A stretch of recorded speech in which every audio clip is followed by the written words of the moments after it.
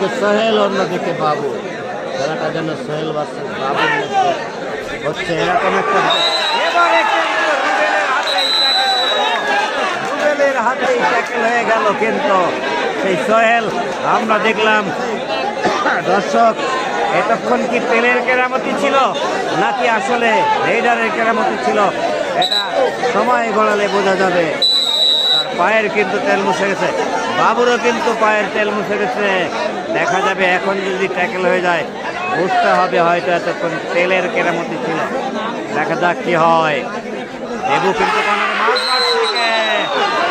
চেষ্টা হয়েছিল, কিন্তু প্রথমেই জিয়াকে কাজ করে এসেছে। জিয়া যাচ্ছে কিন্তু সেই ঝাপার কবির প্রথমবারের মতো। দেখা যাবে কি হয়। হাসিম মামা জামালপুর থেকে বাড়ি ফিরতেছে।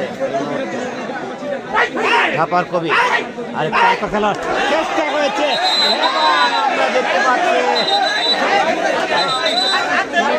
দেখা যাক রেফারি কি সিদ্ধান্ত দেন।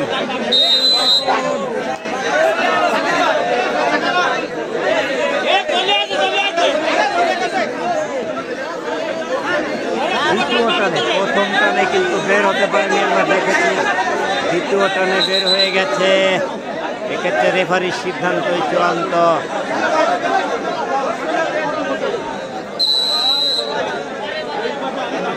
যাচ্ছে আবারও সেই বাবু। দর্শক বাবু ভার্সেস সোহেল। বাবু কিন্তু এখনো প্রতিরোধ। একটু বসেন এ দাদু। বাবুকে কিন্তু রাখতে পারেনি, চমৎকার। বাবুর যেন একটা অপ্রতিরোধ খেলোয়াড় হয়েছে। তাকে আমরা প্রথম সেমিফাইনালে দেখেছি, প্রথম রাউন্ডেও দেখেছি। অসাধারণ খেলা দেখাচ্ছে বাবু। বাবু আজকে টুর্নামেন্টের সেরা পারফরমার এখনো পর্যন্ত।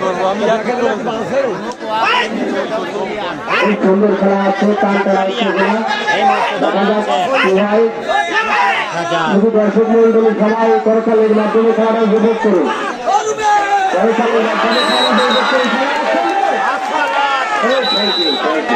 জাকারিয়াকে আমরা দেখতে পাচ্ছি, দারুণ একটা কম্বিনেশন টিমের মধ্যে আমরা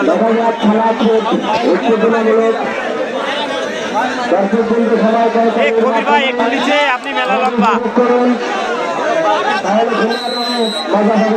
যাচ্ছে কিন্তু তিনজন খেলোয়াড় অবশিষ্ট।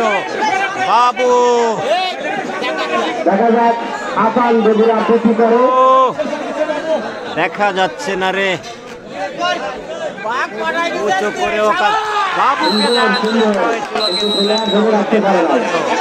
আমরা দেখতে পাচ্ছি। অসাধারণ একটা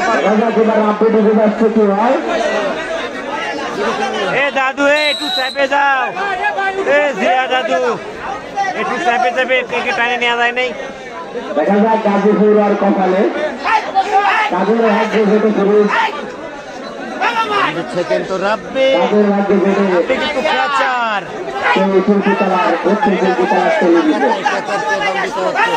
দেখা যাক কি হয়, দেখা যাক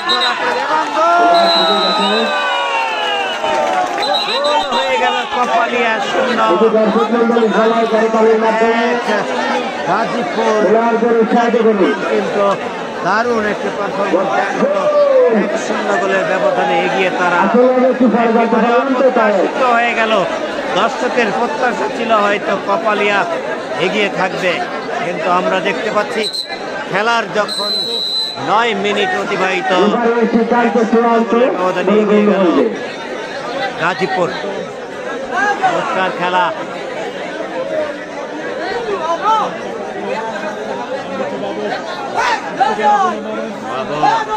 দারুণ একটা খেলা, খেলা কিন্তু জমে গেছে। একটা ভুল প্রচেষ্টা,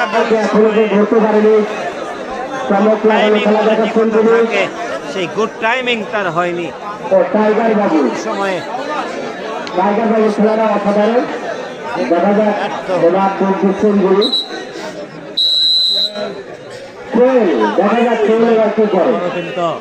দেখা যাবে, আরে পড়ে গেছে।